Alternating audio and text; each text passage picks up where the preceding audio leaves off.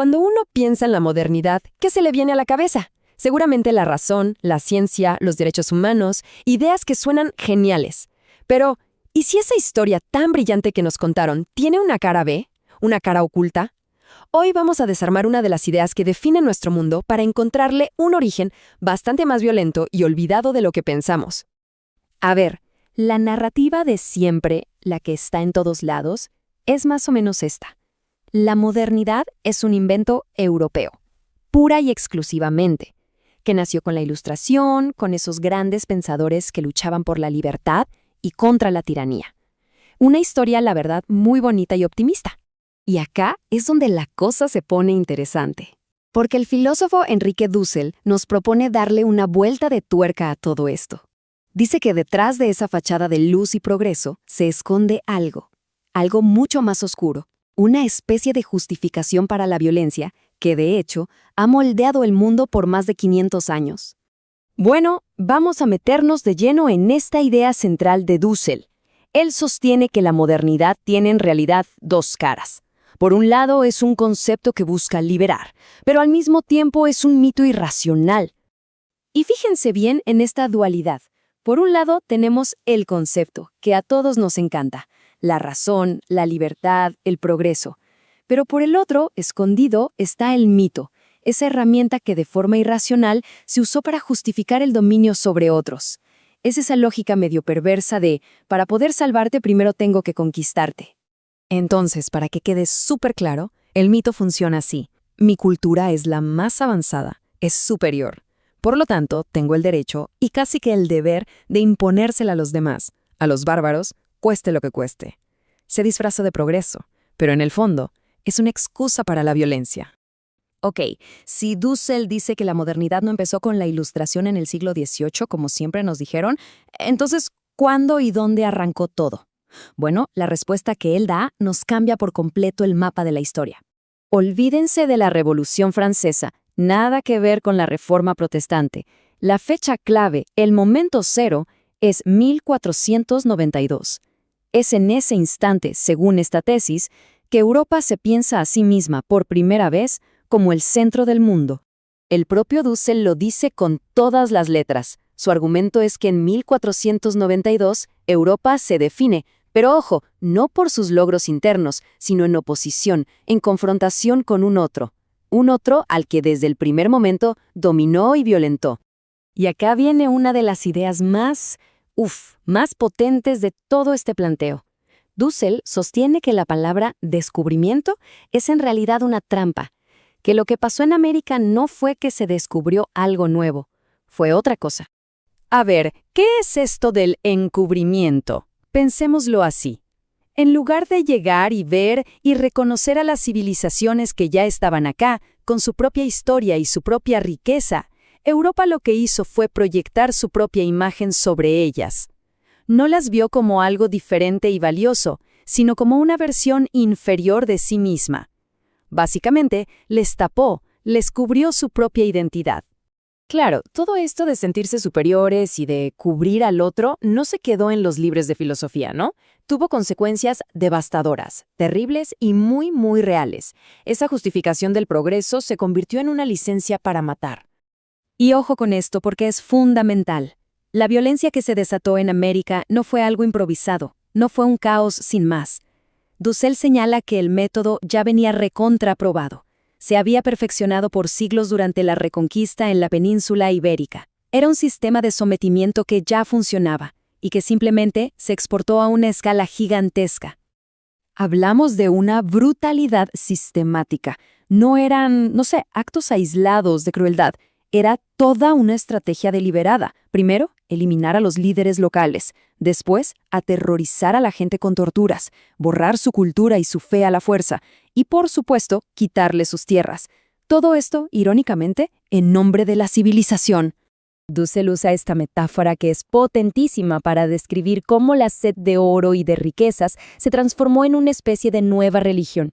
Un dios nuevo y falso que, como los viejos ídolos, pedía sacrificios humanos. Y las víctimas de ese sacrificio fueron los pueblos originarios. Su sangre fue el precio que se pagó para que naciera la economía mundial moderna. Bueno, después de este panorama tan oscuro, uno se pregunta, ¿y entonces qué? ¿No hay salida? Dussel no se queda solo en la crítica, ¿eh? Él propone un camino, un proyecto para superar estos, digamos, pecados originales de la modernidad. Y su propuesta arranca con un giro de 180 grados en la forma de pensar. En lugar de seguir pensando desde el centro del poder, desde Europa, la filosofía de la liberación nos invita a ponernos en los zapatos del otro, a pensar desde los márgenes, desde la experiencia de los que sufrieron y siguen sufriendo la violencia del mito moderno. Y acá llegamos, digamos, al gran objetivo. La idea no es tirar toda la modernidad a la basura, para nada. La idea es trascenderla. La transmodernidad es imaginar un mundo donde Europa ya no sea el único modelo a seguir, sino una cultura más entre muchas, en un diálogo de igual a igual. Un proyecto donde todos nos liberemos mutuamente. Y con esta pregunta nos quedamos. Porque si aceptamos que el origen de nuestro mundo moderno está manchado de violencia y de exclusión, ¿qué hacemos con eso hoy? Todas las desigualdades, los conflictos, los debates sobre quiénes somos, nada de eso salió de la nada. Quizás, solo quizás si entendemos de dónde venimos realmente, podemos empezar a imaginar un futuro un poquito más justo para todos. A ver, pensemos en esto por un momento. ¿Y si América no fue descubierta, sino inventada? Esa es la idea un poco provocadora del historiador Edmundo O'Gorman. Hoy vamos a desglosarla para entender cómo una de las historias más fundamentales que conocemos podría ser, bueno, completamente diferente. Miren, todos nos acordamos de la historia de la escuela, ¿no? 12 de octubre de 1492. Cristóbal Colón descubre América. Un navegante se topa con un continente totalmente nuevo. Parece un hecho simple, directo, ¿verdad? Bueno, no tan rápido. La tesis de O'Gorman nos obliga a hacer una pregunta mucho más profunda. El tema no es si Colón llegó o no a estas tierras. Eso es un hecho. La verdadera pregunta es, ¿qué es lo que vio realmente cuando llegó? Y sobre todo, ¿cómo lo interpretó? Ok, para poder entender bien el argumento de O'Gorman, tenemos que hacer una pequeña pausa y definir dos palabras clave, porque la diferencia entre descubrir e inventar es literalmente el corazón de toda esta idea. Pensemos un poquito en la diferencia. Descubrir es encontrar algo que ya existe pero que no conocíamos. Pensemos en un astrónomo que descubre una nueva galaxia. Pero inventar, en el sentido que lo usa O'Gorman, es tomar una realidad nueva y a la fuerza hacer que encaje en una idea vieja que ya teníamos. Es como si ese mismo astrónomo, en lugar de aceptar que es una galaxia, insistiera en que es solo una mancha en su telescopio, porque en su mapa mental las galaxias no deberían estar ahí. Y bueno, para entender por qué Colón habría inventado en vez de descubierto, tenemos que, como quien dice, meternos en su cabeza y ver el mundo tal como él lo veía en el siglo XV. Es que en el mapa mental de Colón simplemente no había espacio para un continente desconocido. Para él y para toda la Europa de esa época, el mundo solo tenía tres partes: Europa, África y Asia. Y punto. Al otro lado del Atlántico, según todos los mapas y teorías, solo podía haber una cosa: la costa de Asia. Su misión estaba clarísima antes de subirse al barco. Ojo, él no iba a explorar lo desconocido. No, iba a confirmar una nueva ruta a las Indias. Buscaba oro, especies y una ventaja para los reinos cristianos sobre el poder otomano. Todo su plan, cada uno de sus pensamientos estaba orientado hacia Asia. Simplemente no había lugar para un continente nuevo. Y así, con esa mentalidad, cuando por fin pisa tierra, pues no ve lo que tiene enfrente, ve lo que fue a buscar. Sus viajes se convirtieron en un ejercicio masivo de autoconfirmación. Esta cita de su diario, escrita apenas un día después de su llegada, lo dice todo. Es reveladora. No se pregunta dónde estoy. No, su primera reacción es buscar Zipango, que era el antiguo nombre de Japón. Desde el minuto 1, ya está interpretando esta nueva realidad a través de su mapa mental. Y este patrón, esta idea de forzar la realidad, se repite en sus 4 viajes. Como vemos aquí, cada hallazgo se convertía en otra prueba de que estaba en Asia. Que veía una isla gigante como Cuba, pues debía ser parte del continente asiático. Un río inmenso como el Orinoco, no, imposible que sea un continente nuevo. Tiene que ser la entrada al paraíso terrenal que, claro, se pensaba que estaba en Asia. Se aferró a su idea con todo, hasta el final. Y aquí viene lo más increíble de todo. Colón se murió en 1506, convencido de su verdad. Su invención fue tan, pero tan poderosa, tan arraigada en su mente, que ninguna cantidad de evidencia del mundo real pudo sacarlo de ahí. Murió, para él, habiendo llegado a Asia. Por eso, O'Gorman le pone un nombre a todo este proceso: la invención del ser asiático. Es decir, Colón no descubrió América, le impuso una identidad asiática. Por eso llamó indios a sus habitantes, porque creía que estaba en las Indias. Les dio a las tierras nombres que encajaban en su geografía imaginaria de Asia. En esencia, fue como vestir una realidad completamente nueva con ropa vieja y conocida. Pero ojo, que esta historia no se acaba con Colón. Para nada. Su invención personal tuvo unas consecuencias que, literalmente, transformaron el mundo para siempre. Con esta idea de que se había encontrado una nueva ruta al este, el centro económico y político de Europa cambió por completo. El Mediterráneo, que por siglos fue el corazón del mundo conocido, empezó a perder peso. Ahora el Atlántico era el nuevo escenario principal, y Europa pasó de ser casi una periferia a convertirse en el centro de un nuevo orden mundial. Y esto nos lleva a la consecuencia quizás más profunda de todas. Cuando Europa finalmente aceptó que esto era un mundo nuevo, no es que lo haya descubierto por lo que era, no, lo volvió a inventar, pero esta vez a imagen y semejanza de la propia Europa. El acto de Colón, sin saberlo, puso la primera piedra para ver estas tierras no como algo con identidad propia, sino como una especie de página en blanco, una extensión de Europa lista para ser moldeada. Así nace el eurocentrismo. Entonces, ¿qué hacemos con todo esto hoy?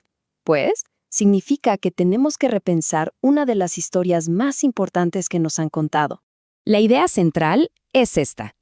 El nacimiento de América en la cabeza de los europeos no fue un acto de ¡oh, mira lo que encontramos! Fue un acto de imposición. Un proceso donde las ideas preconcebidas de una persona y luego de todo un continente fueron más fuertes que la realidad que estaba ahí, al frente. Y esa idea inicial le dio forma a siglos de historia. La historia de Colón es un caso extremo, claro, pero nos deja con una pregunta que resuena hasta hoy. ¿De qué manera los mapas mentales que todos tenemos nos impiden ver el mundo como realmente es? ¿Cuántas de nuestras verdades son, en el fondo, invenciones que proyectamos sobre los demás y sobre todo lo que nos rodea? Es algo que sin duda vale la pena reflexionar. A ver, pensemos en esto por un momento. ¿Y si América no fue descubierta, sino inventada? Esa es la idea un poco provocadora del historiador Edmundo O'Gorman. Hoy vamos a desglosarla para entender cómo una de las historias más fundamentales que conocemos podría ser, completamente diferente. Miren, todos nos acordamos de la historia de la escuela, ¿no? 12 de octubre de 1492. Cristóbal Colón descubre América. Un navegante se topa con un continente totalmente nuevo. Parece un hecho simple, directo, ¿verdad? Bueno, no tan rápido. La tesis de O'Gorman nos obliga a hacer una pregunta mucho más profunda. El tema no es si Colón llegó o no a estas tierras. Eso es un hecho. La verdadera pregunta es, ¿qué es lo que vio realmente cuando llegó? Y sobre todo, ¿cómo lo interpretó? Ok, para poder entender bien el argumento de O'Gorman, tenemos que hacer una pequeña pausa y definir dos palabras clave, porque la diferencia entre descubrir e inventar es literalmente el corazón de toda esta idea. Pensemos un poquito en la diferencia. Descubrir es encontrar algo que ya existe pero que no conocíamos. Pensemos en un astrónomo que descubre una nueva galaxia. Pero inventar, en el sentido que lo usa O'Gorman, es tomar una realidad nueva y a la fuerza hacer que encaje en una idea vieja que ya teníamos. Es como si ese mismo astrónomo, en lugar de aceptar que es una galaxia, insistiera en que es solo una mancha en su telescopio, porque en su mapa mental las galaxias no deberían estar ahí. Y para entender por qué Colón habría inventado en vez de descubierto, tenemos que, como quien dice, meternos en su cabeza y ver el mundo tal como él lo veía en el siglo XV. Es que en el mapa mental de Colón simplemente no había espacio para un continente desconocido. Para él y para toda la Europa de esa época, el mundo solo tenía 3 partes: Europa, África y Asia. Y punto. Al otro lado del Atlántico, según todos los mapas y teorías, solo podía haber una cosa, la costa de Asia. Su misión estaba clarísima antes de subirse al barco. Ojo, él no iba a explorar lo desconocido. No, iba a confirmar una nueva ruta a las Indias. Buscaba oro, especies y una ventaja para los reinos cristianos sobre el poder otomano. Todo su plan, cada uno de sus pensamientos estaba orientado hacia Asia. Simplemente no había lugar para un continente nuevo. Y así, con esa mentalidad, cuando por fin pisa tierra, pues no ve lo que tiene enfrente, ve lo que fue a buscar. Sus viajes se convirtieron en un ejercicio masivo de autoconfirmación. Esta cita de su diario, escrita apenas un día después de su llegada, lo dice todo. Es reveladora. No se pregunta dónde estoy. No, su primera reacción es buscar Zipango, que era el antiguo nombre de Japón. Desde el minuto 1, ya está interpretando esta nueva realidad a través de su mapa mental. Y este patrón, esta idea de forzar la realidad, se repite en sus 4 viajes. Como vemos aquí, cada hallazgo se convertía en otra prueba de que estaba en Asia. Que veía una isla gigante como Cuba, pues debía ser parte del continente asiático. Un río inmenso como el Orinoco, no, imposible que sea un continente nuevo. Tiene que ser la entrada al paraíso terrenal que, claro, se pensaba que estaba en Asia. Se aferró a su idea con todo, hasta el final. Y aquí viene lo más increíble de todo. Colón se murió en 1506, convencido de su verdad. Su invención fue tan, pero tan poderosa, tan arraigada en su mente, que ninguna cantidad de evidencia del mundo real pudo sacarlo de ahí. Murió, para él, habiendo llegado a Asia.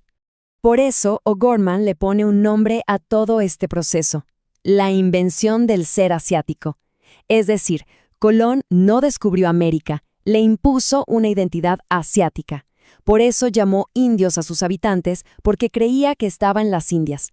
Les dio a las tierras nombres que encajaban en su geografía imaginaria de Asia.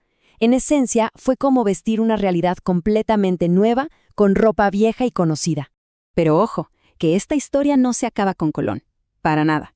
Su invención personal tuvo unas consecuencias que, literalmente, transformaron el mundo para siempre. Con esta idea de que se había encontrado una nueva ruta al este, el centro económico y político de Europa cambió por completo. El Mediterráneo, que por siglos fue el corazón del mundo conocido, empezó a perder peso. Ahora el Atlántico era el nuevo escenario principal, y Europa pasó de ser casi una periferia a convertirse en el centro de un nuevo orden mundial. Y esto nos lleva a la consecuencia quizás más profunda de todas. Cuando Europa finalmente aceptó que esto era un mundo nuevo, no es que lo haya descubierto por lo que era, no, lo volvió a inventar, pero esta vez a imagen y semejanza de la propia Europa. El acto de Colón, sin saberlo, puso la primera piedra para ver estas tierras no como algo con identidad propia, sino como una especie de página en blanco, una extensión de Europa lista para ser moldeada. Así nace el eurocentrismo. Entonces, ¿qué hacemos con todo esto hoy? Pues, significa que tenemos que repensar una de las historias más importantes que nos han contado. La idea central es esta. El nacimiento de América en la cabeza de los europeos no fue un acto de ¡oh, mira lo que encontramos! Fue un acto de imposición. Un proceso donde las ideas preconcebidas de una persona y luego de todo un continente fueron más fuertes que la realidad que estaba ahí, al frente. Y esa idea inicial le dio forma a siglos de historia. La historia de Colón es un caso extremo, claro, pero nos deja con una pregunta que resuena hasta hoy. ¿De qué manera los mapas mentales que todos tenemos nos impiden ver el mundo como realmente es? ¿Cuántas de nuestras verdades son, en el fondo, invenciones que proyectamos sobre los demás y sobre todo lo que nos rodea? Es algo que sin duda vale la pena reflexionar. A ver, ¿qué tal si la historia de la modernidad, esa que siempre nos han contado sobre el progreso y la razón, fuera en realidad un mito? Y si todo empezara con una reinterpretación, bastante radical del año 1492. Pues de eso se trata esta idea tan provocadora que vamos a desglosar. El texto que analizamos hoy arranca con este título. Y no es un error. No dice descubrimiento, sino encubrimiento. Ojo con esa palabra porque es, digamos, la clave de todo el argumento que viene. Entonces, ¿qué significa exactamente? Encubrimiento es, literalmente, la acción de tapar algo, de ocultar una realidad debajo de otra. La tesis es que 1492 no fue el descubrimiento de un nuevo mundo, sino el momento en que se tapó, se cubrió, la realidad de los pueblos que ya estaban ahí, imponiendo una única visión, la europea. Este va a ser nuestro recorrido. Primero, vamos a ver bien esa diferencia. Después, cómo nace la modernidad y su mito. Luego nos metemos de lleno con la filosofía de Hegel para entender su mapa mental. Y al final, cerramos con la idea de una razón alternativa. Ok, arrancamos con la pregunta central. Este análisis sostiene que lo que pasó en 1492 no fue solo un tema de mapas y barcos. No. Fue el punto de partida para que se formara el sujeto moderno, el ego que conocemos hoy. Y aquí es donde la cosa se pone súper interesante, porque lo que se propone es una conexión directa. Por un lado, tenemos en 1492 la experiencia real de la conquista, de dominar a un otro. Y por el otro, más de un siglo después, tenemos a Descartes formulando su famoso pienso, luego existo. La idea es que esa experiencia de conquista fue el cimiento histórico, la base real, para que después naciera la idea del yo como centro de la razón. O sea, para ponerlo más claro, el yo que conquista viene antes que el yo que piensa. Y esto, claro, tuvo una consecuencia geopolítica inmediata. Europa no solo se expandió, se autoproclamó el centro del mundo y de la historia. Por lo tanto, todo lo demás se convirtió, por definición, en la periferia. Un territorio que solo tenía sentido en relación a ese centro. Ahora pasamos a ver cómo se solidifica todo esto. Porque este nuevo orden mundial necesitaba una historia que lo justificara. No era suficiente con la fuerza militar, se necesitaba una narrativa, un mito fundacional que le diera sentido y sobre todo legitimidad. Aquí se hace una distinción que es crucial. Una cosa es la modernidad como periodo histórico, ¿ok? Pero otra cosa muy distinta es el mito de la modernidad, que es la ideología que presenta la historia de Europa como si fuera la historia universal, y su dominio como el resultado natural del progreso. Y esa narrativa fue construida en gran medida por los filósofos. Y aquí el pensador clave, según el texto que analizamos, es el alemán Georg Wilhelm Friedrich Hegel, quien le dio forma a una visión de la historia mundial muy, pero muy específica. Esta cita es básicamente el corazón del argumento. Para Hegel, la historia no es un caos, para nada. Es el desarrollo ordenado de un espíritu que tiene una dirección geográfica clarísima, de este a oeste. Y su destino final, su culminación, es Europa. Así de claro. Hegel lo desglosa más o menos así. La historia amanece en Asia, que para él es como la infancia de la humanidad. Luego avanza hacia su juventud, con los griegos y romanos. Y finalmente alcanza su plena madurez, su realización total, en el mundo germánico del norte de Europa. Entonces, aquí viene la pregunta del millón. Si la historia es este viaje en línea recta de Oriente a Occidente, ¿qué pasa con los continentes que no están en esa ruta? ¿Qué lugar ocupan América y África en este gran relato? La respuesta de Hegel, según se cita en el texto, es reveladora. Para él, América está inmadura. Es el país del futuro, lo que suena bien, pero que paradójicamente la descalifica para tener importancia en el presente. En esencia, la deja totalmente fuera de la historia mundial que cuenta. Y si lo de América parecía fuerte, su visión de África es aún más radical. La describe así tal cual, como una tierra cerrada, sin historia, y sigue. El hombre en su ser inmediato, bruto, es un mundo infantil. Es decir, no es solo que margine a África, es que con estas palabras Hegel literalmente elabora del mapa del desarrollo universal. La deja fuera, completamente. Y esta es, quizá, la conclusión más dura de todas. Hegel llega a afirmar que el pueblo que va a la cabeza de la historia en cada época, en su caso el europeo, tiene un derecho absoluto sobre los demás. Y los otros pueblos, en comparación, no tienen derecho alguno. Es la justificación filosófica perfecta para la dominación. Bueno, frente a todo este panorama, el autor del texto nos propone una alternativa. Y se trata de ver la otra cara de la modernidad, esa historia que quedó oculta bajo el mito, la historia contada desde los márgenes, desde la periferia. Aquí vemos el contraste clarísimo. El mito nos habla de un progreso lineal que justifica la violencia como un costo necesario. En cambio, la perspectiva crítica dice, un momento, la modernidad se construyó sobre esa violencia, y es fundamental reconocer la humanidad y la razón del otro. ese que fue silenciado. Y es muy importante aclarar algo aquí. La crítica no es un ataque a la razón como tal, todo lo contrario. Lo que busca es exponer cómo el mito de la modernidad, en su afán de justificar el dominio, se vuelve irracional al legitimar una violencia tremenda. Lo que se busca es una razón más amplia, una que incluya a todas las culturas. Y así llegamos al final, con una pregunta que resume todo el desafío. Si la historia que nos contaron es un mito construido para justificar un orden mundial específico, entonces la gran tarea pendiente es descubrir y construir la realidad que fue encubierta. Una pregunta que sin duda se queda resonando. Hola, hoy vamos a darle una vuelta de tuerca a una de las fechas más famosas de la historia, 1492. Vamos a ver cómo ese momento no solo redibujó los mapas, sino que de hecho inventó la idea misma de lo que significa ser moderno. Esto es lo que nos aprendimos de memoria en la escuela, ¿verdad? Es un hecho. Simple, directo, casi un dogma. Una fecha, un nombre, un continente. Parece que no hay mucho que discutir. Pero, ¿y si esa historia que parece tan sencilla en realidad es mucho más compleja? ¿Y si eso que toda la vida hemos llamado descubrimiento fue en el fondo otra cosa completamente distinta? Bueno, aquí es donde la cosa se pone interesante. Para entender qué pasó realmente tenemos que empezar por cuestionar esa palabra clave, descubrimiento. La tesis central es potentísima. Colón no zarpó con la mente abierta a ver qué encontraba. ¡Para nada! Él iba buscando Asia. Y cuando encontró tierra, simplemente inventó que era Asia. Proyectó su propio mapa mental sobre una realidad que no entendía. Por eso llamó indios a sus habitantes, porque estaba convencidísimo de que había llegado a la India.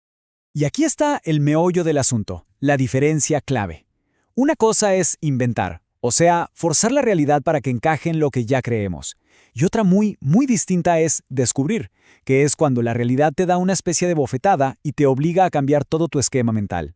Colón inventó. Fue Américo Vespucio el que empezó el verdadero proceso de descubrir. Y eso nos lleva directamente a la figura que sí cambió las reglas del juego. No con una idea fija en la cabeza, sino a partir de lo que sus propios ojos estaban viendo. Imaginen la escena. Vespucio navegando hacia el sur, mucho más al sur de lo que fue Colón.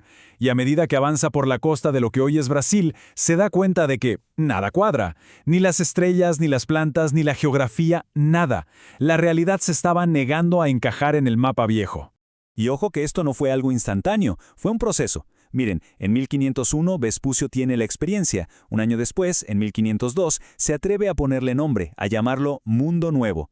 Pero no es hasta 1507 que esa idea, que en su momento fue revolucionaria, aparece por fin en un mapa oficial, con nombre y todo, América. Y es justo aquí donde las consecuencias se vuelven gigantescas. Confirmar que existía un cuarto continente no fue solo como añadir una pieza más a un rompecabezas, no. Fue como si de repente todo el rompecabezas cambiara de forma. Antes de todo esto, el mundo conocido era un mundo de tres, un sistema cerrado y completo. Y Europa no era el centro de nada, era simplemente una de esas tres partes. Una cultura más, casi provincial. Entonces el cambio fue radical. El mundo tenía tres partes, ¿ok? De repente, ¡pum!, se confirma que hay una cuarta. Y aquí viene el paso más importante. Europa, al posicionarse como la que descubre a los demás, se pone a sí misma en el centro de todo. Pasa de ser una parte del mundo a ser el centro del mundo. Y a esta nueva conciencia de Europa como centro del universo, es a lo que llamamos modernidad. No se trata solo de tecnología o del Renacimiento. La modernidad como concepto es esta nueva identidad europea como el ego, como el protagonista absoluto de la historia planetaria. Un estatus que nació justo ahí, con la confirmación del mundo nuevo. Pero claro, esta nueva identidad europea tan potente no se construyó en el aire. Se forjó a costa de la identidad de la gente que vivía en ese continente, a través de un proceso que podemos llamar encubrimiento. ¿Encubrimiento? Es un concepto increíblemente poderoso. Significa que, en lugar de descubrir a los pueblos indígenas como eran, con su propia forma de ser, se les cubrió con ideas europeas. Básicamente, no se les vio, se les interpretó a través de un filtro. Esta cita es demoledora y lo resume perfecto. El indígena no fue visto como algo nuevo que te hace pensar, que te desafía, no. Fue reducido a categorías que ya se conocían. Eran indios de Asia, o eran bárbaros, o eran simplemente recursos. Su diferencia, su otredad, fue negada por completo. Y este encubrimiento tuvo muchas capas. Empezó con el error geográfico de Colón, pero siguió con la justificación para la conquista. Se les vio como materia que se podía moldear y civilizar, como bárbaros que había que controlar. Al final del día, los pueblos de América se convirtieron en el objeto sobre el cual el nuevo ego europeo ejercía su poder. Y esto nos lleva al clímax de toda esta idea. Si el descubrimiento de América no fue realmente un descubrimiento, entonces, ¿qué fue lo que realmente se descubrió en 1492?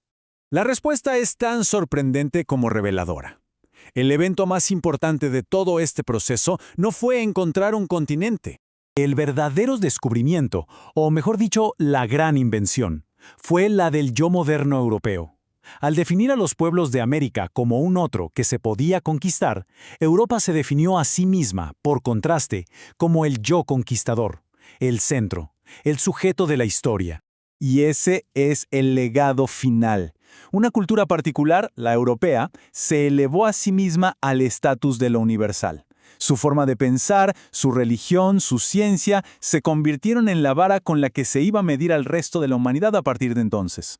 La modernidad nació eurocéntrica. Entonces, para recapitular rápidamente, lo que llamamos descubrimiento fue en realidad una invención. Esta invención dio a luz a la modernidad, poniendo a Europa en el centro del mundo. Y este proceso fue posible a través del encubrimiento de los pueblos originarios. Es una dinámica que se estableció hace 500 años, pero que sigue resonando hoy. Y todo esto nos deja con una pregunta fundamental, ¿no? Si la historia al final es una construcción, un relato que nos contamos, ¿qué versión de la historia hemos heredado? Y más importante aún, ¿qué otras historias nos faltan por descubrir y por contar? Hoy vamos a explorar una idea fascinante, que la conquista de América no fue solo un evento que cambió el mapa del mundo, sino que podría ser, de hecho, el momento en que nació una nueva forma de ser humano, el individuo moderno. Y para arrancar, nada mejor que esta cita, potentísima, de alguien que lo vio con sus propios ojos, Bartolomé de las Casas. Él lo deja clarísimo. Dice que la causa final, el verdadero motivo de todo, no era la fe ni la exploración, era simple y sencillamente el oro, las ganas de hacerse ricos y rápido. Este es nuestro punto de partida. Bueno, con esa motivación tan clara en mente, vamos a meternos de lleno en la primera parte de este recorrido, la conquista, y vamos a entenderla no como una serie de batallas, sino como una práctica de dominación. A ver, esto es clave. La conquista, según este análisis, no fue un descubrimiento en el sentido científico, ¿no? No era un viaje para conocer o para mapear. Fue, y cito, una praxis de dominación. O sea, el objetivo no era descubrir, era controlar. No era observar, era someter a la gente. Es un cambio de chip fundamental. Y claro, una práctica así necesitaba un nuevo tipo de protagonista, y aquí es donde aparece el ego conqueror, o sea, el yo conquistador. Pensemos en el perfil de este sujeto. Se le considera el primer hombre moderno. No es un filósofo ni un monje. Es un individuo práctico, es activo y sobre todo es violento. Una persona cuya identidad se basa en su capacidad de imponer su propia voluntad sobre los demás. Es el yo que no contempla el mundo sino que actúa sobre él para dominarlo. Y si le tuviéramos que poner un rostro a este nuevo yo, sin duda sería el de Hernán Cortés. Un hidalgo, un noble de baja categoría de Extremadura, empobrecido, que se lanzó a la aventura de conquistar nada menos que un mundo entero. Él es la encarnación perfecta de esta nueva forma de ser. Bien, ahora veamos qué pasó cuando este yo conquistador, este nuevo individuo, se encontró cara a cara con el imperio azteca. Porque fue literalmente el choque de dos universos. Lo que vemos aquí es un desbalance total. De un lado, el mundo moderno. Individuos que se ven a sí mismos como libres, con una tecnología militar muy superior y una visión del tiempo que va hacia adelante, lineal. Del otro, el imperio azteca. Una sociedad regida por la tradición, por leyes divinas, por rituales y una visión del tiempo que es cíclica. Sencillamente no estaban jugando el mismo juego. Y para entender la magnitud del malentendido, escuchen lo que le dijeron los emisarios de Moctezuma a Cortés. Dios nuestro y Señor nuestro, seáis muy bienvenido. Lo confundieron con un dios, con el regreso de Quetzalcóatl. Interpretaron su llegada desde su propio mundo, desde sus propias creencias. Fue un error de cálculo fatal. Por eso la lucha fue de todo menos pareja. No fue solo una cuestión de armas, fue una guerra psicológica. El texto habla de una teatralización pirotécnica. Tratemos de imaginarlo. El estruendo de los cañones, que para ellos era como el trueno de los dioses. Hombres cubiertos de metal montados en bestias que nunca habían visto. Fue un shock psicológico brutal, paralizante. Pero ojo, la victoria militar fue solo un paso. El proceso completo de sometimiento fue mucho más largo, más metódico. Tuvo 4 etapas. Primero, la invención, Europa imaginando estas tierras. Luego el descubrimiento, ese primer contacto. Después, claro, la conquista militar. Y finalmente la colonización, que es el control total y sistémico. Y con esto pasamos a la siguiente fase, que es igual o incluso más importante, la colonización. Una vez que la guerra termina, empieza otra conquista, una mucho más profunda, la de la vida cotidiana. Y un ejemplo terrible es la dominación del trabajo. Las minas de plata de Potosí, en la época las describían como la boca del infierno que traga hombres. Se trataba de extraer riqueza para Europa sin importar el costo humano, literalmente. Y junto a la dominación económica vino la dominación de los cuerpos. Se impuso un nuevo orden, uno muy violento. El conquistador mata al hombre indígena y toma a la mujer indígena. A partir de ahí se crea una jerarquía racial y sexual completamente nueva, que va a ser la base de la sociedad colonial. Y quizás no hay figura que encapsule mejor toda esta complejidad que la Malinche. Una mujer indígena que fue entregada a Cortés y que se convirtió en su traductora, su consejera y la madre de su primer hijo, Martín. Ella es un símbolo poderosísimo del nacimiento, a menudo violento, de esta nueva cultura mestiza. Muy bien, entonces, después de todo este recorrido, llegamos al punto central. ¿Cuál es el legado final de este yo conquistador para el mundo que conocemos hoy? Y aquí viene el argumento más potente de la fuente. La idea es que el yo conquisto, esa afirmación violenta y práctica de la propia individualidad sobre los demás, es la base, el cimiento sobre el que se construye el famoso ego cógnito, el yo pienso de la filosofía moderna. O sea que la acción de dominar el mundo vino antes que la idea de pensarlo. Para refrescar la memoria, el ego cogito, la frase pienso luego existo del filósofo René Descartes, se considera el punto de partida de toda la filosofía moderna. Es la base de nuestra idea del yo como un ser individual, racional y consciente de sí mismo. Así que todo este análisis nos deja con una pregunta final, que es bastante profunda.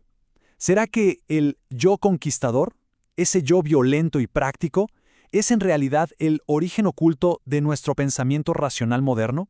La idea de que para poder ser un yo que piensa, primero tuvo que existir un yo que domina. Una idea sin duda para quedarse pensando. A ver, ¿cómo es posible que se predique el amor en nombre de una religión justo en medio de una conquista súper violenta? Esta es la gran paradoja de lo que se conoce como la conquista espiritual. Y bueno, hoy vamos a analizar juntos si esto fue de verdad un encuentro de dos mundos o si en realidad fue algo muy, pero muy diferente. Para empezar, miren esta frase. Es de un fraile del siglo XVI y la verdad es que revela una paradoja impactante. O sea, imaginen, hombres de fe, frailes, liderando una destrucción masiva. La cosa es que la determinación con la que demolían los templos era tan, pero tan intensa que los mismos indígenas llegaron a pensar, bueno, que para tanta vehemencia tenía que haber alguna razón divina detrás. Y aquí está el centro de todo, ¿no? Pensemos en esto. El cristianismo se basa en la figura de una víctima inocente, crucificada. Y sin embargo, su expansión en América se hizo con violencia, con dominación. Esa es la contradicción fundamental que vamos a explorar. Entonces, la pregunta es, ¿cómo se justificó esa contradicción? Bueno, para entenderlo, vamos a empezar viendo cómo se construyó toda una justificación, tanto teológica como legal, para la conquista. La clave fue, cambiarle el nombre a todo. Ya no era una invasión para buscar oro o tierras. No, ahora era una misión sagrada. Y claro, con esa idea, la violencia contra el otro, de repente no solo era aceptable, es que se volvió un acto justificado, parte de un supuesto plan divino. Y ojo, que esto no era solo teoría, ¿eh? Escuchen las palabras del mismísimo Hernán Cortés a sus soldados. Les decía que la conquista era una empresa guiada por nuestro Señor Jesucristo. Así que claro, cada batalla ganada, cada victoria, se veía como una prueba, una señal clarísima del favor de Dios. Y esta justificación llegó al tal punto que hasta se formalizó en un documento legal, uno que es de no creer, el requerimiento. Era literalmente un texto que los conquistadores leían en voz alta a los indígenas, justo antes de atacarlos. En pocas palabras, era un ultimátum. La amenaza aquí es, bueno, súper directa y brutal. Nada de una invitación cordial. Era una coacción pura y dura. Básicamente decía, o se someten a nuestro rey, que ni conocen, y a nuestra fe, que no entienden, o la respuesta va a ser la guerra total, la esclavitud y la destrucción de todo. O sea que en la práctica, de elección no había nada. Ok, ya vimos la justificación. Pero ahora, pensemos en el otro lado. ¿Qué significó todo esto para los pueblos originarios? Porque esto no fue solo una conquista militar, fue mucho más. Fue un ataque directo a los cimientos de su propia realidad. Y aquí hay un concepto clave, el imaginario.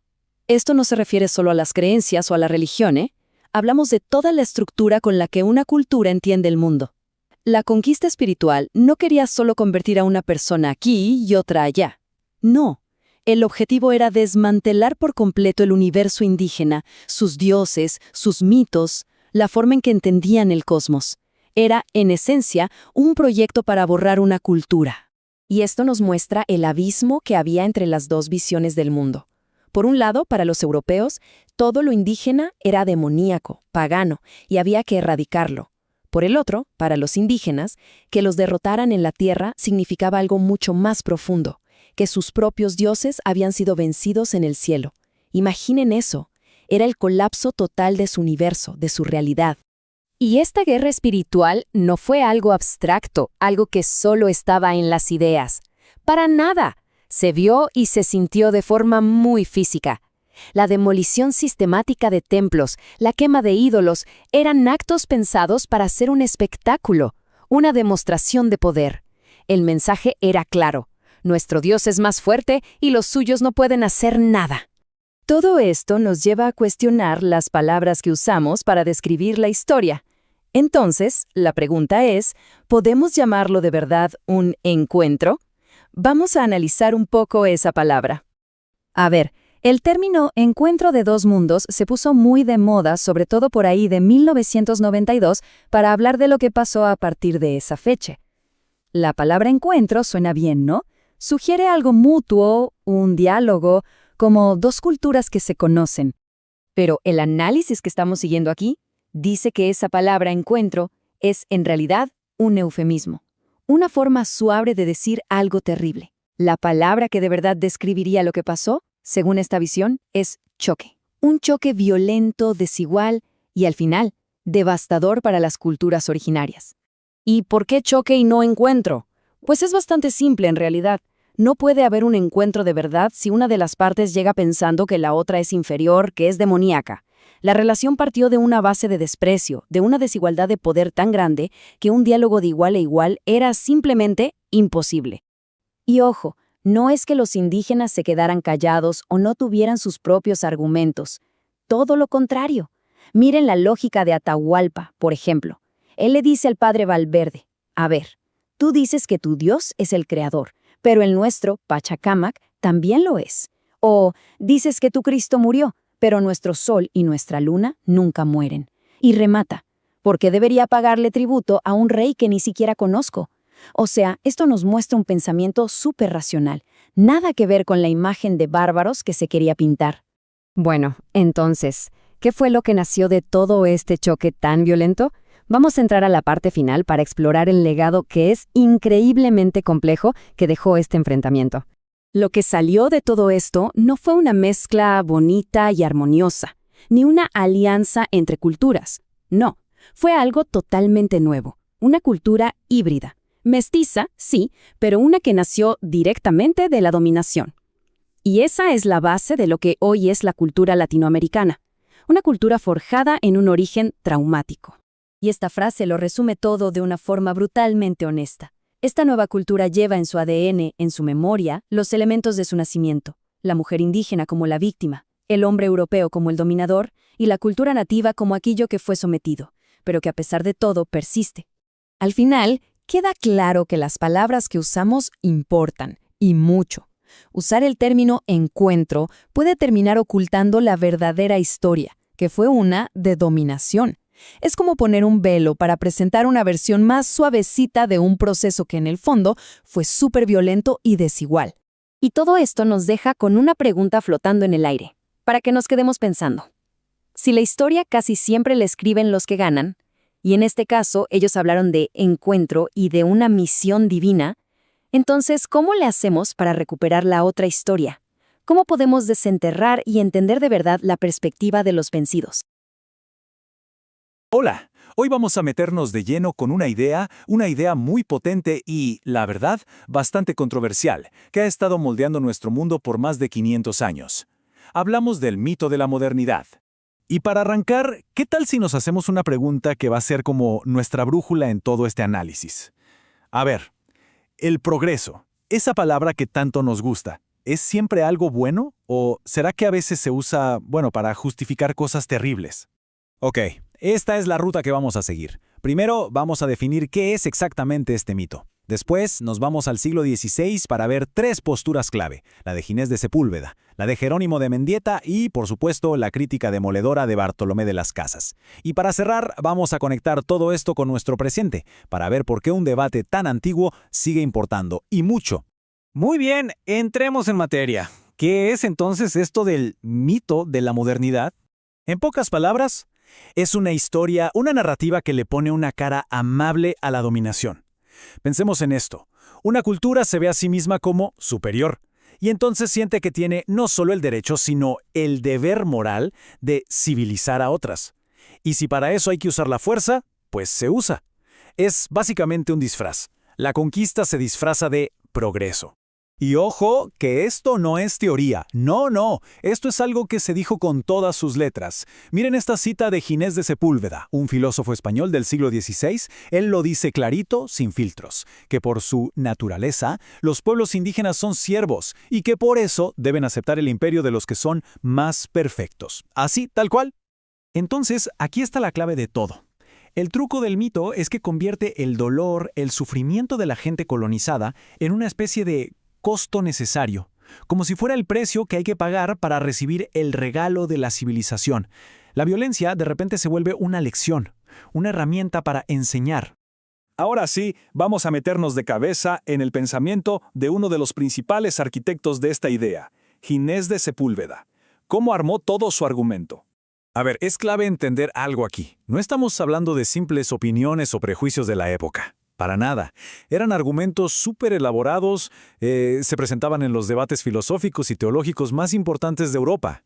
La idea era darle a la conquista un fundamento, digamos, racional y hasta moral. La lógica de Sepúlveda se puede ver casi como una receta en 6 pasos. Miren, punto 1. Eurocentrismo. O sea, la cultura europea es la mejor. Punto. De ahí, punto 2. Es un favor que se les hace a los bárbaros al imponerles esta cultura. Una emancipación. 3. El único camino para desarrollarse es el de Europa. ¿Qué pasa si se resisten? Bueno, esto nos lleva al punto 4.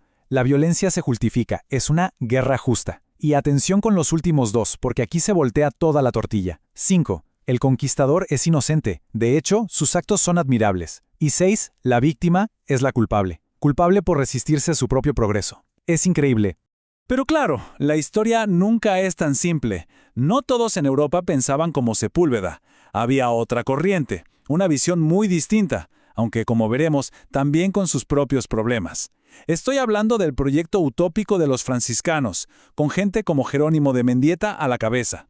La visión de los franciscanos era radicalmente diferente. Para ellos, los indígenas no eran bárbaros, para nada.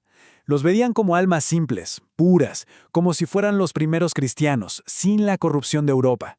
Su gran proyecto era crear una especie de utopía, una sociedad cristiana ideal lejos de los españoles.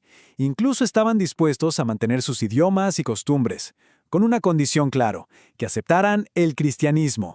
Pero aquí es donde la cosa se complica.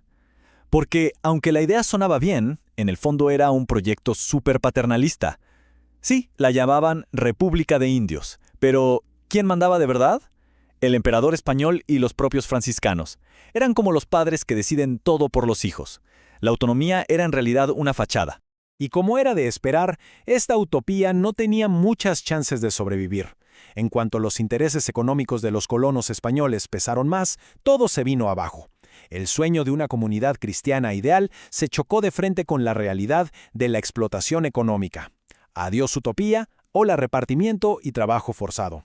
Y en medio de todo esto, surge una figura monumental, la voz más potente en contra de todo este sistema, un hombre que de hecho dedicó su vida a combatir este mito, Bartolomé de las Casas. Aquí es donde tenemos el choque de trenes intelectual de la época. Por un lado, Sepúlveda dice, son irracionales, por lo tanto, la guerra es justa. Por el otro, de las Casas responde, un momento, son seres completamente racionales. Él defendía que sus culturas eran distintas, sí, pero increíblemente complejas y dignas, y que el primer paso era entenderlas, no arrasar con ellas. Para de las Casas, las cosas eran claras. La única forma válida de convencer a alguien es hablando, con argumentos, de forma voluntaria. Como dice en esta cita, un ser racional tiene la capacidad de escuchar y decidir por sí mismo. Imponer algo por la fuerza, para él, eso era ir en contra de la naturaleza humana misma.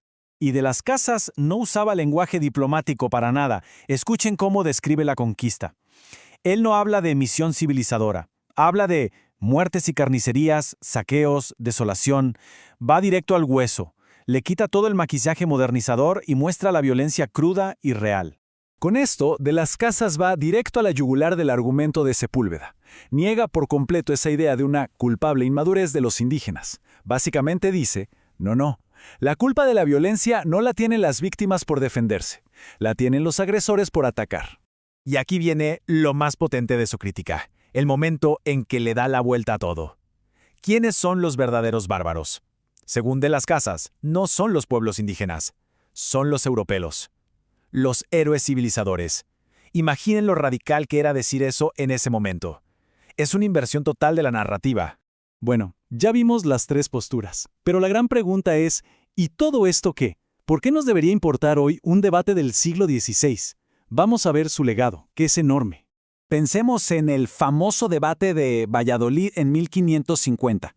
Allí se vieron las caras Sepúlveda y de las Casas. Y ese momento no fue solo una anécdota histórica, fue un punto de quiebre. Ahí quedaron planteados dos modelos, dos maneras totalmente opuestas de ver el mundo y de relacionarse con el otro.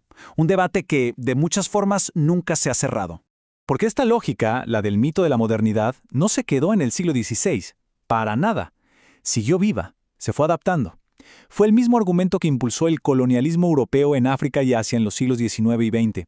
Y como sugiere el análisis que estamos siguiendo, sus ecos resuenan en conflictos mucho más recientes. Pensemos en intervenciones militares que se justifican con palabras como libertad o democracia. Entonces, para ir cerrando, ¿cuál es la gran conclusión? Que el mito de la modernidad es una herramienta ideológica superpoderosa. Es una forma de contar la historia que permite que la violencia más brutal se vea no como violencia, sino como un acto necesario, un acto bueno, un acto de progreso. Y con esto llegamos al final, pero queda una pregunta flotando en el aire, porque una vez que se entiende cómo funciona este mito, se empieza a ver por todos lados. ¿Dónde vemos hoy esta misma lógica? ¿En qué discursos actuales, en la política, en la economía, se sigue justificando el daño a unos en nombre de un supuesto progreso para todos? La reflexión, por supuesto, queda abierta. Bueno, ¿qué tal? Hoy vamos a darle una vuelta de tuerca a la historia mundial. Vamos a intentar reexaminarla, a ver el pasado, pero no desde la típica mirada de Europa hacia el resto del mundo, sino desde una perspectiva, digamos, radicalmente distinta. 1492. Esa fecha, pero que todos la conocemos, ¿no? Es como el punto de partida oficial que nos enseñaron en la escuela para la era moderna. El momento en que, supuestamente, dos mundos se encontraron por primerísima vez. Y aquí viene la pregunta clave. ¿Y si ese no fue el verdadero comienzo? Si en realidad fue una interrupción. Pensemos en esto. ¿Qué pasa si 1492 no es el capítulo 1, sino el momento en que se interrumpió, y de forma bastante violenta, miles de historias que ya estaban pero a todo vapor en marcha? Ok, para poder responder a eso, lo primero que hay que hacer es cambiar la perspectiva, mover el lente. Y aquí es donde la fuente que estamos analizando hoy propone algo radical. Nos dice, dejemos de usar la palabra descubrimiento y en su lugar usemos encubrimiento. Porque la idea es que no se encontró algo nuevo, sino que se ocultó deliberadamente, se tapó, un mundo que ya existía y que era increíblemente complejo. Uf, esta cita lo dice todo, ¿verdad? Cambiarse de piel, tener nuevos ojos. O sea, para entender la historia del otro, de quien no era europeo, no sirve de nada mirar desde el mismo sitio de siempre. Hay que adoptar una piel nueva, una mirada fresca, para poder ver todo eso que fue intencionalmente escondido. Bueno, ahora la pregunta es, ¿y cómo era ese mundo? Porque vamos, lejos de ser un continente vacío, América era el hogar de civilizaciones que crecieron al mismo tiempo en paralelo a las del famoso Viejo Mundo. A ver, este diagrama es fascinante. Miren con atención. Aquí no hay una línea recta que va, digamos, de Mesopotamia a América. Para nada. Lo que muestra son desarrollos paralelos, simultáneos. Mesoamérica y la cultura andina están al mismo nivel que Egipto, que Mesopotamia o China. O sea, no son una copia ni un derivado. Eran centros originarios de civilización, con todo el derecho. Y esto, claro, rompe por completo con esa idea del nuevo mundo. Es que no había nada de nuevo. Era un mundo antiquísimo, con milenios de historia y desarrollo, que la narrativa europea simplemente ignoró. Hizo como si no existiera. Y aquí es donde la historia da un giro tremendo. Porque resulta que la conexión no era solo por el Atlántico en 1492. Hay pruebas de que existía un puente mucho más antiguo, mucho más constante, el Océano Pacífico. A ver, analicemos este mapa. Es que literalmente le da la vuelta a cómo vemos el mundo. En vez de esa imagen de América aislada, lo que vemos es un océano Pacífico lleno de rutas, de corrientes migratorias, un verdadero puente cultural que conectaba Asia y Polinesia con las costas de América desde hace miles de años. Y ojo, que esto no es solo una teoría en el aire. La evidencia es súper concreta y la verdad, alucinante. Hay palabras compartidas, como toki, herramientas de campo con diseños idénticos, pero quizás la prueba más contundente es la batata, el camote, una planta de origen americano que ya se cultivaba en toda la Polinesia, muchísimo antes de que llegara Colón. El océano al final no era una barrera, era una autopista. Bueno, ahora vamos a hacer un cambio de escala. Dejemos por un momento la gran historia de las migraciones y vamos a sumergirnos en la filosofía de uno de los pueblos de Amerindia, los guaraníes, porque para entender lo que se interrumpió hay que entender la riqueza de lo que había. Escuchemos la belleza de esto. Es parte del poema de la creación guaraní. Para ellos, el universo no nace de la materia, nace de la palabra, de un canto sagrado que el Creador entona en su soledad. Y este es el concepto central, la palabra alma. Para los guaraníes, la palabra no es solo para comunicarse, es la esencia divina de una persona, es el alma, es literalmente el tejido de la realidad. Cada persona tiene una palabra alma, y el objetivo de la vida es hacerla florecer. No es algo abstracto, es el propósito de existir. Y la meta de esta vida, de este camino, es llegar a la tierra sin mal. Y ojo, que no es un lugar físico como un paraíso geográfico. Es más bien un estado del ser, un lugar donde la comunidad vive en reciprocidad total y donde cada quien cumple su propósito, cantando, danzando, viviendo su palabra alma. Entonces, aquí está el punto clave. Esto fue lo que se interrumpió. No una cultura primitiva o bárbara, sino una forma de existencia humana increíblemente profunda y poética. Lo que se encubrió fue todo un universo filosófico que la narrativa del descubrimiento, simplemente borró del mapa. Muy bien, para ir cerrando, vamos a resumir todo este cambio de perspectiva y lo que significa para entender la historia.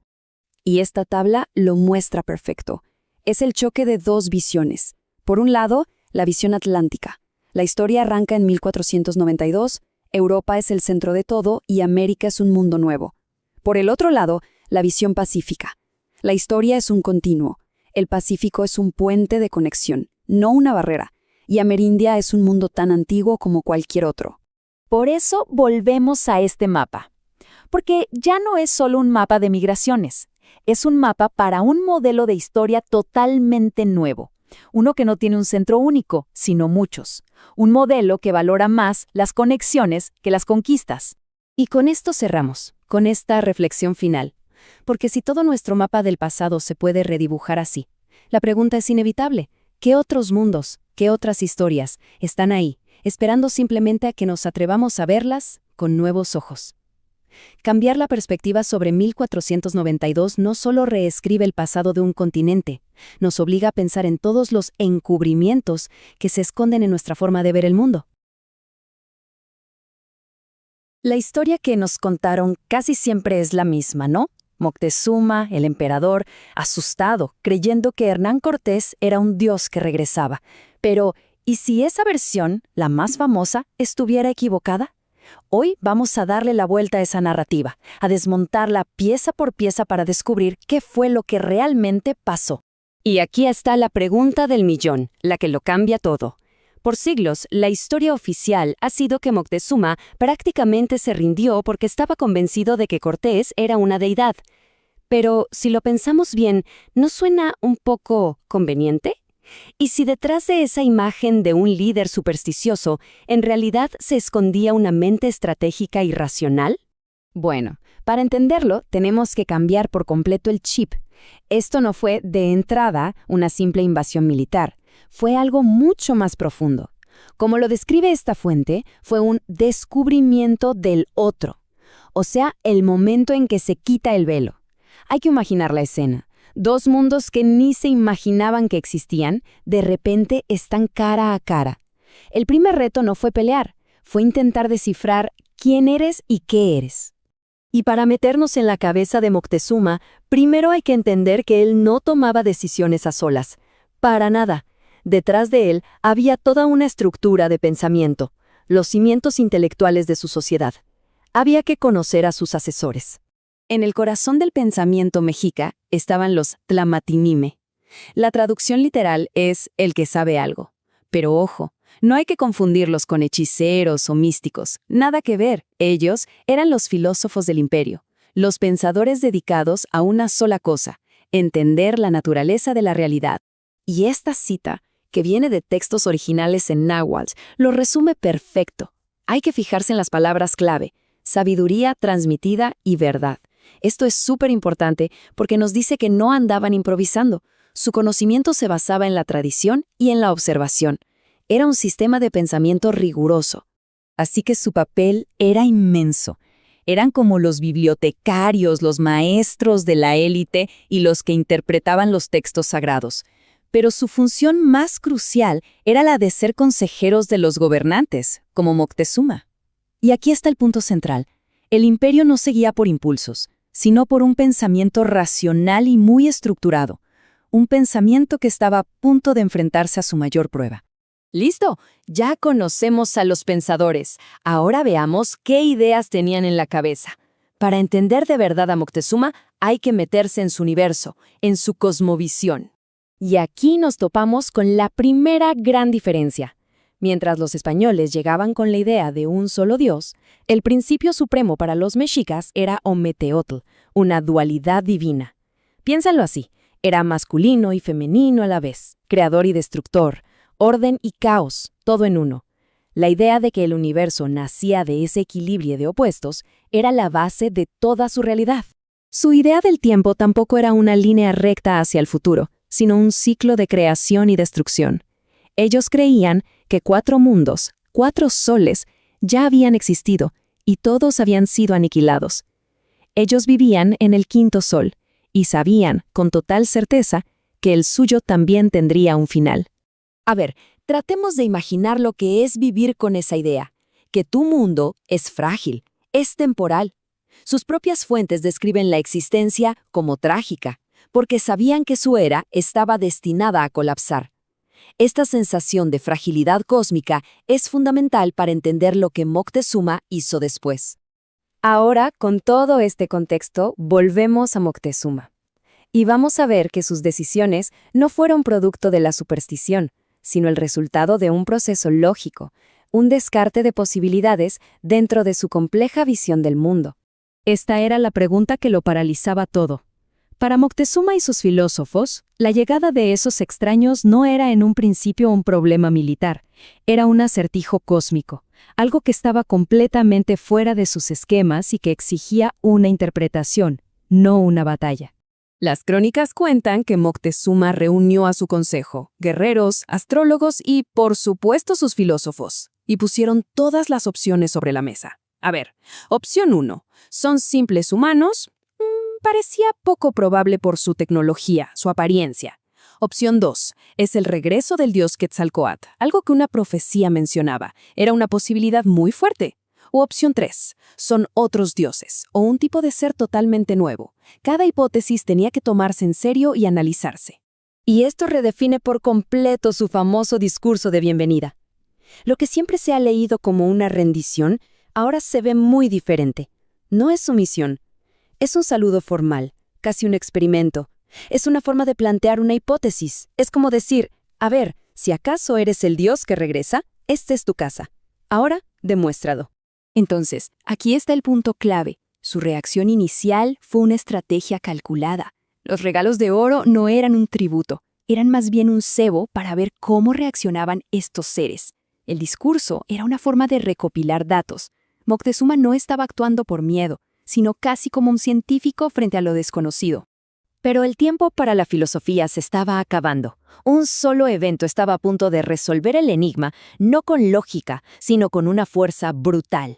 Un solo evento, un dato nuevo que lo cambió absolutamente todo. Y ese evento, que las crónicas registran, fue la llegada de más barcos españoles. Una segunda flota, comandada por Pánfilo de Narváez, que venía con órdenes de arrestar al propio Cortés. Esa fue la pieza que faltaba en el rompecabezas. El cambio de perspectiva fue instantáneo. La llegada de Narváez demostró una cosa. Cortés no era único. No podía ser un dios si había otros como él. Y encima venían a arrestarlo. De repente, el enigma filosófico se desvaneció y fue reemplazado por la cruda realidad de una invasión humana. Una vez que supieron que eran humanos, la estrategia mexica cambió radicalmente. Se acabó la observación. Comenzó la guerra. La incertidumbre cósmica dio paso a una amenaza muy real y muy terrenal. Al final, la historia de Moctezuma no es un cuento de ingenuidad, sino una lección sobre la interpretación. Y nos deja con una pregunta incómoda flotando en el aire. ¿Cuántas otras historias juzgamos con la arrogancia de nuestra propia visión del mundo, sin siquiera intentar comprender la lógica de quienes las vivieron? ¿Qué pasa cuando un evento histórico es tan, pero tan devastador, que la única forma de entenderlo es en términos cósmicos? Bueno, vamos a explorar juntos la conquista de América, no solo como una invasión militar, sino como el fin de un mundo y el nacimiento de una era completamente nueva, la del sexto sol. Esta frase, que un cronista español logró capturar, es el punto de partida de todo. Para los pueblos originarios, la llegada de los europeos no fue un simple encuentro, fue el Tlatzponpan, el fin de los tiempos. Un verdadero apocalipsis que no estaba en un libro antiguo, sino que estaba pasando ahí, frente a sus ojos. Pero ojo, antes de meternos de lleno en ese colapso cósmico, es importantísimo derribar un mito que todavía persiste, el de una conquista fácil y rápida. Porque el primer acto de esta historia es en realidad uno de resistencia, una resistencia feroz, organizada y que abarcó un continente entero. Aquí está la clave de todo. Esa imagen casi de película de unos pocos conquistadores dominando imperios gigantescos como por arte de magia, pues simplemente no es real. La verdad, y está documentada en las propias crónicas españolas, es que la lucha fue constante, brutal y empezó desde el día 1.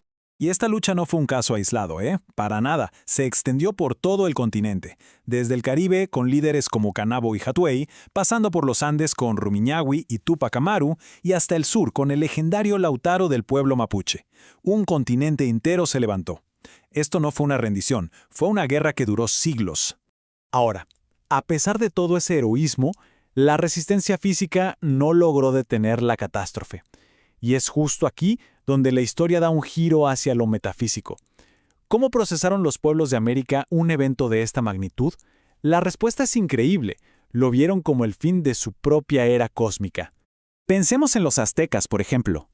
Para ellos, el mundo vivía bajo el quinto sol. Y sus profecías no hablaban de un cambio de ciclo tranquilo, no, hablaban de un final violento, con terremotos y hambruna. Así que, al ver llegar a estos extranjeros con armas de fuego, con enfermedades que nadie conocía y una violencia sin precedentes, la conexión fue inmediata. La profecía se estaba cumpliendo. Y lo que es verdaderamente fascinante es que esta idea no era solo de los aztecas. A miles de kilómetros de distancia, en los Andes, los incas lo llamaron Pachacuti, un cataclismo que pone el mundo de cabeza, una transformación total del universo. O sea, dos de los imperios más grandes del continente, sin tener contacto entre sí, llegaron a la misma conclusión monumental.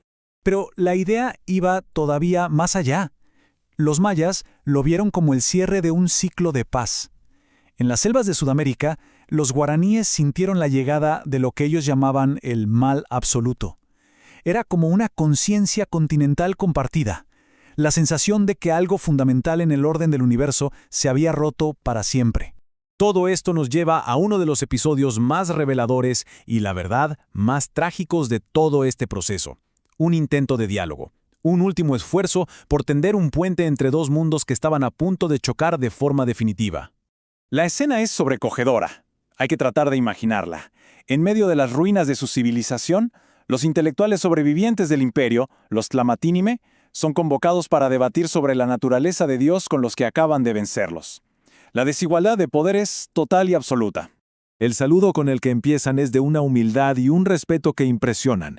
A pesar de haberlo perdido absolutamente todo, inician la conversación con una dignidad que choca de frente con la violencia que los rodea. Reconocen el esfuerzo del viaje de los recién llegados, abriendo la puerta a un posible entendimiento. Pero muy pronto queda claro que esto no es un debate filosófico. No. Lo que se les está pidiendo a los sabios es impensable, que abandonen a las deidades que para ellos no son figuras lejanas, sino la fuente misma de su existencia, el origen de su comida, la base de su sociedad. Su defensa apela a la raíz de cualquier cultura, la tradición, los ancestros. Básicamente están diciendo, esta es la herencia que recibimos, la forma de vida que nuestros abuelos nos enseñaron como verdadera. No es una opinión que podamos cambiar, es la base de lo que somos. Y este punto es brillante porque va directo al corazón del conflicto. Para ellos, los dioses no eran un concepto, eran el maíz que se comían, el agua que bebían, la lluvia que regaba sus campos. Renunciar a ellos era literalmente renunciar a la vida. ¿Cómo se puede aceptar una verdad que te exige tu propia destrucción? Y esta es su respuesta final, una declaración de una honestidad que duele. Con el mayor de los respetos, pero con una firmeza absoluta, rechazan la nueva doctrina, no por necedad, sino porque va en contra de todo lo que conocen como vital y verdadero. Con esas palabras, la conversación terminó. La imposición le ganó al diálogo. Los guardianes del conocimiento ancestral se convirtieron en prisioneros en su propia tierra, y su sabiduría fue dejada de lado. Un mundo nuevo se estaba construyendo sobre las ruinas del anterior. Pero el fin del quinto sol no fue solo un final. Según esta interpretación, fue también un comienzo. El amanecer sangriento de una nueva era cósmica. Una con un sistema operativo completamente diferente. Y claro, con un nuevo Dios en el centro de todo. A esta nueva era, la fuente la llama el sexto sol. Pero ojo, no es una continuación natural de las anteriores. Es un orden mundial radicalmente nuevo, global, y que se basa en un mito sacrificial, la idea de que el sacrificio de unos es necesario para el progreso de otros.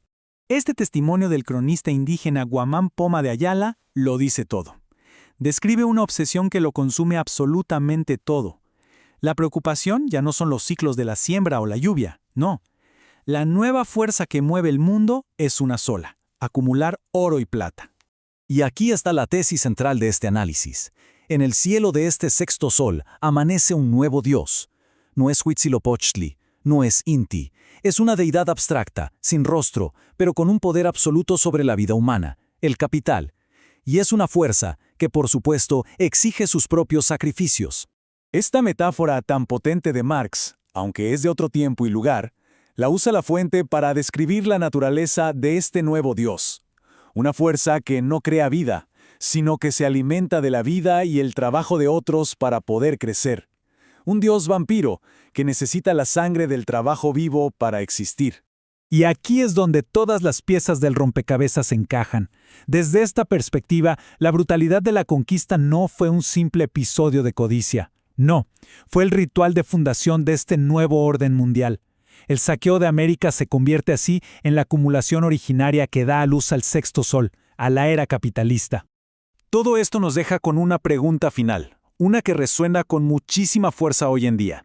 Si de verdad un nuevo orden mundial, este sexto sol, nació de las cenizas de la conquista, bajo el dominio de esta fuerza abstracta, la pregunta es inevitable. ¿De qué maneras las reglas y los sacrificios de ese Dios nacido hace más de 500 años siguen definiendo nuestro mundo? ¿Qué pasa cuando un evento histórico es tan, pero tan devastador, que la única forma de entenderlo es en términos cósmicos? Bueno, vamos a explorar juntos la conquista de América, no solo como una invasión militar, sino como el fin de un mundo y el nacimiento de una era completamente nueva, la del sexto sol. Esta frase, que un cronista español logró capturar, es el punto de partida de todo. Para los pueblos originarios, la llegada de los europeos no fue un simple encuentro, fue el Tlatzponpan, el fin de los tiempos. Un verdadero apocalipsis que no estaba en un libro antiguo, sino que estaba pasando ahí, frente a sus ojos. Pero ojo, antes de meternos de lleno en ese colapso cósmico, es importantísimo derribar un mito que todavía persiste, el de una conquista fácil y rápida. Porque el primer acto de esta historia es en realidad uno de resistencia, una resistencia feroz, organizada y que abarcó un continente entero. Aquí está la clave de todo. Esa imagen casi de película de unos pocos conquistadores dominando imperios gigantescos como por arte de magia, pues simplemente no es real. La verdad, y está documentada en las propias crónicas españolas, es que la lucha fue constante, brutal y empezó desde el día 1. Y esta lucha no fue un caso aislado, Para nada, se extendió por todo el continente, desde el Caribe con líderes como Canabo y Hatuey, pasando por los Andes con Rumiñahui y Túpac Amaru, y hasta el sur con el legendario Lautaro del pueblo mapuche. Un continente entero se levantó. Esto no fue una rendición, fue una guerra que duró siglos. Ahora, a pesar de todo ese heroísmo, la resistencia física no logró detener la catástrofe. Y es justo aquí donde la historia da un giro hacia lo metafísico. ¿Cómo procesaron los pueblos de América un evento de esta magnitud? La respuesta es increíble. Lo vieron como el fin de su propia era cósmica. Pensemos en los aztecas, por ejemplo. Para ellos, el mundo vivía bajo el quinto sol. Y sus profecías no hablaban de un cambio de ciclo tranquilo, no. Hablaban de un final violento, con terremotos y hambruna. Así que, al ver llegar a estos extranjeros con armas de fuego, con enfermedades que nadie conocía y una violencia sin precedentes, la conexión fue inmediata. La profecía se estaba cumpliendo. Y lo que es verdaderamente fascinante es que esta idea no era solo de los aztecas. A miles de kilómetros de distancia, en los Andes, los incas lo llamaron Pachacuti, un cataclismo que pone el mundo de cabeza, una transformación total del universo. O sea, dos de los imperios más grandes del continente, sin tener contacto entre sí, llegaron a la misma conclusión monumental. Pero la idea iba todavía más allá. Los mayas lo vieron como el cierre de un ciclo de paz. En las selvas de Sudamérica, los guaraníes sintieron la llegada de lo que ellos llamaban el mal absoluto. Era como una conciencia continental compartida, la sensación de que algo fundamental en el orden del universo se había roto para siempre. Todo esto nos lleva a uno de los episodios más reveladores y, la verdad, más trágicos de todo este proceso. Un intento de diálogo. Un último esfuerzo por tender un puente entre dos mundos que estaban a punto de chocar de forma definitiva. La escena es sobrecogedora. Hay que tratar de imaginarla. En medio de las ruinas de su civilización, los intelectuales sobrevivientes del imperio, los Tlamatínime, son convocados para debatir sobre la naturaleza de Dios con los que acaban de vencerlos. La desigualdad de poder es total y absoluta. El saludo con el que empiezan es de una humildad y un respeto que impresionan. A pesar de haberlo perdido absolutamente todo, inician la conversación con una dignidad que choca de frente con la violencia que los rodea. Reconocen el esfuerzo del viaje de los recién llegados, abriendo la puerta a un posible entendimiento. Pero muy pronto queda claro que esto no es un debate filosófico. No. Lo que se les está pidiendo a los sabios es impensable, que abandonen a las deidades que para ellos no son figuras lejanas, sino la fuente misma de su existencia, el origen de su comida, la base de su sociedad. Su defensa apela a la raíz de cualquier cultura. La tradición, los ancestros. Básicamente están diciendo, esta es la herencia que recibimos, la forma de vida que nuestros abuelos nos enseñaron como verdadera. No es una opinión que podamos cambiar, es la base de lo que somos. Y este punto es brillante porque va directo al corazón del conflicto. Para ellos, los dioses no eran un concepto, eran el maíz que se comían, el agua que bebían, la lluvia que regaba sus campos. Renunciar a ellos era, literalmente, renunciar a la vida. ¿Cómo se puede aceptar una verdad que te exige tu propia destrucción? Y esta es su respuesta final, una declaración de una honestidad que duele. Con el mayor de los respetos, pero con una firmeza absoluta, rechazan la nueva doctrina, no por necedad, sino porque va en contra de todo lo que conocen como vital y verdadero. Con esas palabras, la conversación terminó. La imposición le ganó al diálogo. Los guardianes del conocimiento ancestral se convirtieron en prisioneros en su propia tierra, y su sabiduría fue dejada de lado. Un mundo nuevo se estaba construyendo sobre las ruinas del anterior. Pero el fin del quinto sol no fue solo un final. Según esta interpretación, fue también un comienzo. El amanecer sangriento de una nueva era cósmica. Una con un sistema operativo completamente diferente. Y claro, con un nuevo Dios en el centro de todo. A esta nueva era, la fuente la llama el sexto sol.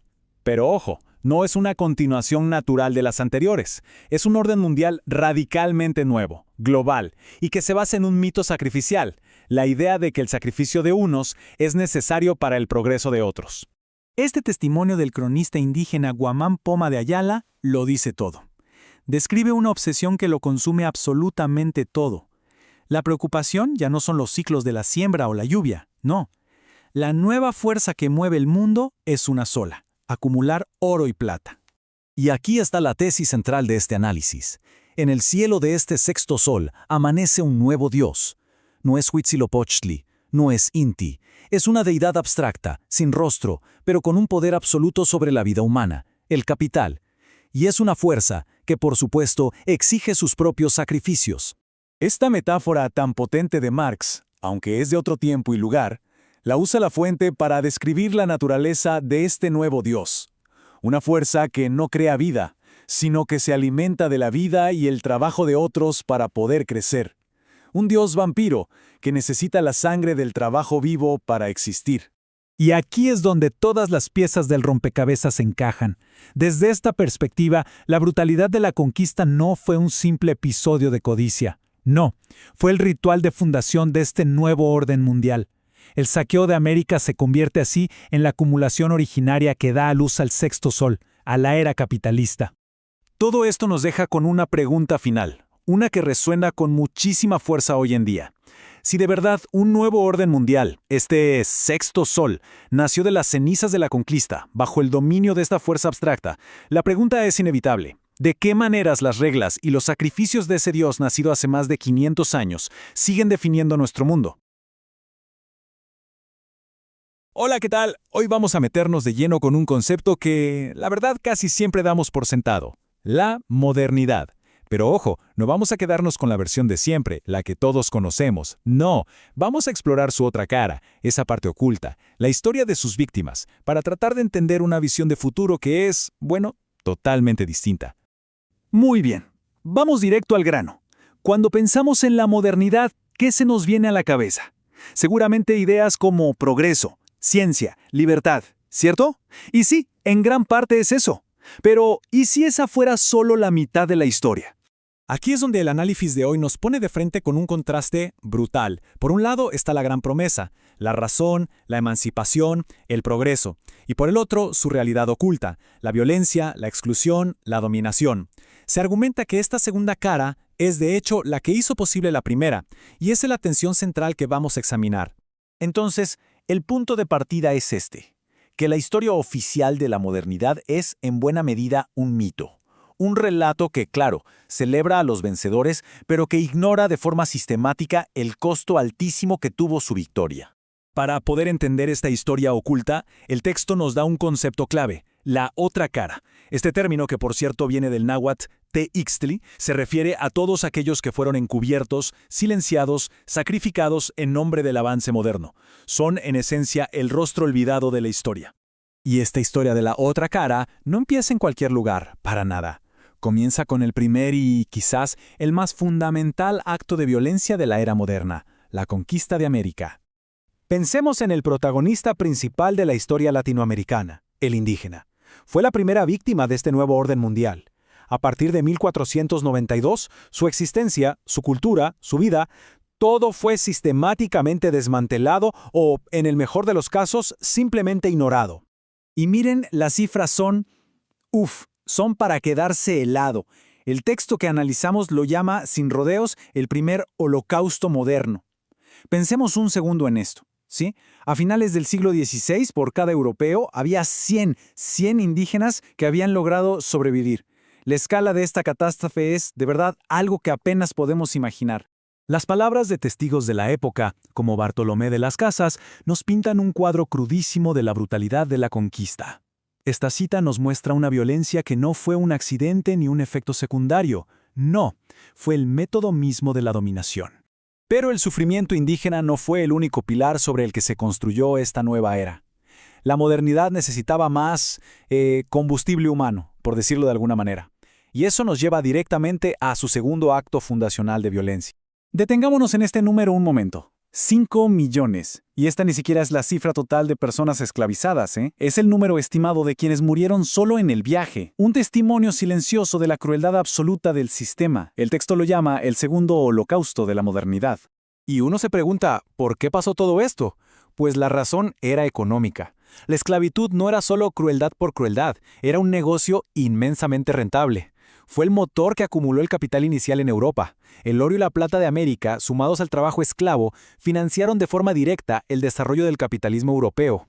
Y claro, para que esto funcionara, filosóficamente se requería una deshumanización total. La persona africana fue convertida en un objeto, en una simple mercancía.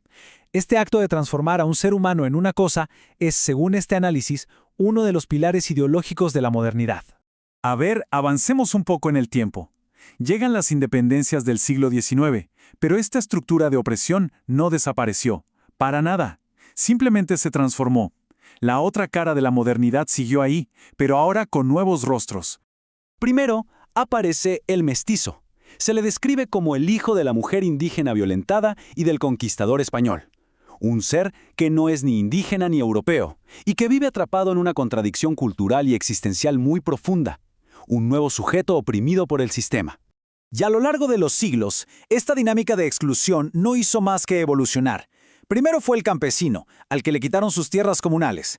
Luego el obrero industrial, sobreexplotado en las fábricas. Y finalmente el marginal, el habitante de las periferias de las grandes ciudades. Todos son, en el fondo, distintas caras del mismo y persistente fenómeno. Entonces, frente a este panorama tan denso, ¿hay alguna salida? Después de este análisis tan crítico de 500 años de historia, el texto nos propone una visión para un futuro que, por fin, rompa con este ciclo. Y el concepto que propone es fascinante, el sexto sol. En la cosmología azteca se dice que vivimos en la era del quinto sol. Pues bien, el sexto sol simbolizaría el comienzo de una nueva época. Una que no busca borrar el pasado, sino que lo asume desde la mirada de sus víctimas para construir algo radicalmente nuevo. Lo llaman una transmodernidad. Y esta visión no sale de la nada, tiene raíces profundísimas. Se conecta con la figura de Guadalupe Tonantín, un símbolo que une la espiritualidad indígena con la cristiana. Sus palabras son como una promesa de escucha y de sanación para todos los que han sufrido. Y ese precisamente es el punto de partida para este nuevo mundo. Así que, al final de todo este recorrido, el análisis nos deja con una pregunta. Una pregunta que es fundamental. Después de 500 años de un progreso que, como vimos, se construyó sobre la exclusión, ¿será posible siquiera imaginar, ya no digamos construir, una modernidad diferente? Una que por fin reconozca, que escuche y que intente remediar el dolor de su otra cara? La pregunta, claro, queda en el aire.